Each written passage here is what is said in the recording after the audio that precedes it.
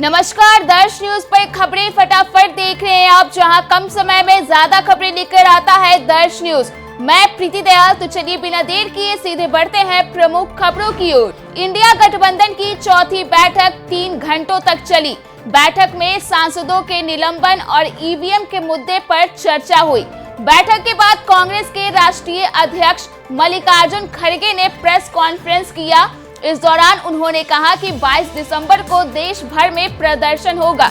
देश भर में 10 जनसभाएं होंगी। वहीं 30 जनवरी को इंडिया गठबंधन साझा रैली करेगी। लेकिन नीतीश कुमार के बारे में उन्होंने कुछ भी नहीं कहा।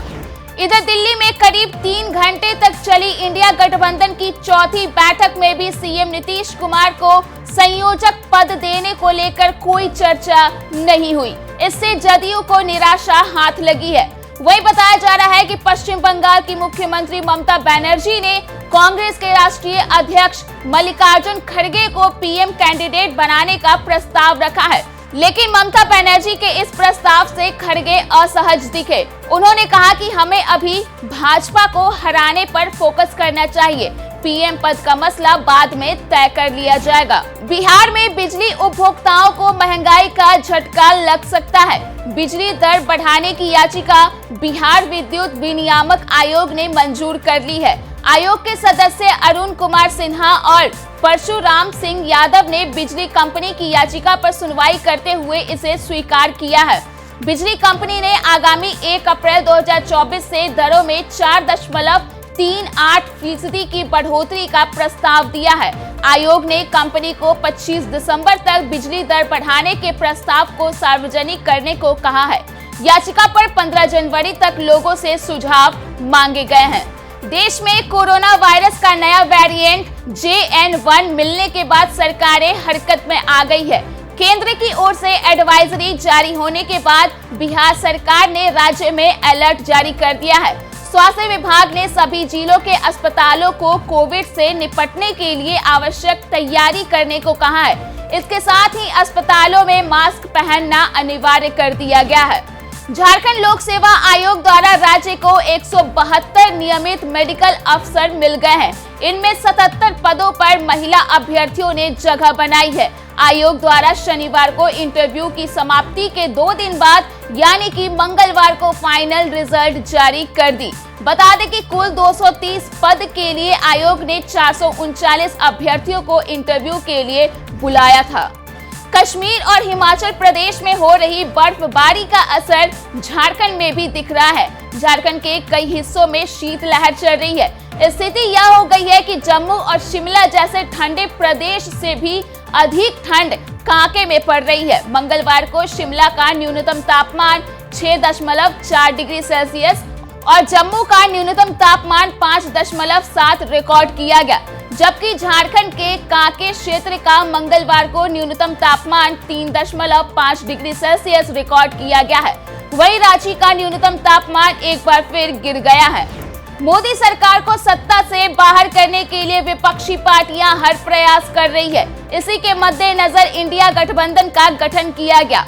अब तक गठबंधन की 4 बैठकें हो चुकी है, लेकिन हर बैठक में कोई न कोई नेता किसी न किसी मुद्दे पर नाराज नजर आया। मंगलवार को दिल्ली में हुई चौथी बैठक में नीतीश कुमार और लालू यादव नाराज नजर आए।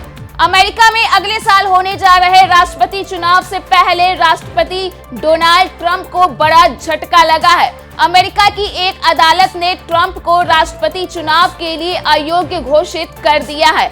हालांकि अभी ट्रंप के पास सुप्रीम कोर्ट जाने का विकल्प खुला हुआ है। अब खबर खेल जगत की। दक्षिण अफ्रीका ने दूसरे वनडे में भारतीय टीम को 8 विकेट से करारी शिकस्त दी।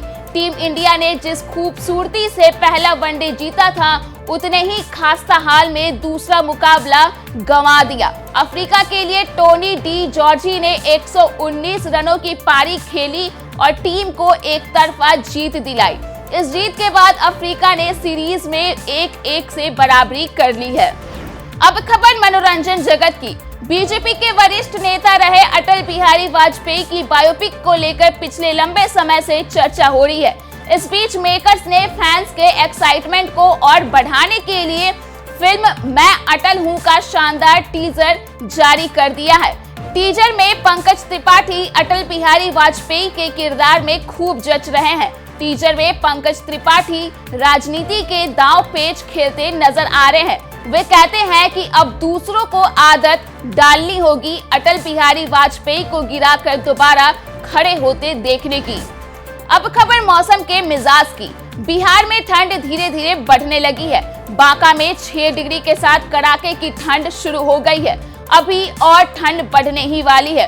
मंगलवार को मौसम विज्ञान केंद्र पटना की ओर से जारी रिपोर्ट के अनुसार 31 जिलों में से राजधानी पटना समेत 15 शहरों का न्यूनतम तापमान 10 डिग्री से नीचे दर्ज किया गया है। वहीं आज ठंड में हल्की वृद्धि या कमी देखी जा सकती है। अगले 5 दिनों तक तापमान में कोई विशेष परिवर्तन की संभावना नहीं है। तापमान में कुछ गिरावट होने का पूर्वानुमान है। तो फिलहाल के लिए सुबह के इस बुलेटिन में इतना ही। देश और दुनिया के तमाम अपडेट्स के लिए आप देखते रहिए दर्श न्यूज।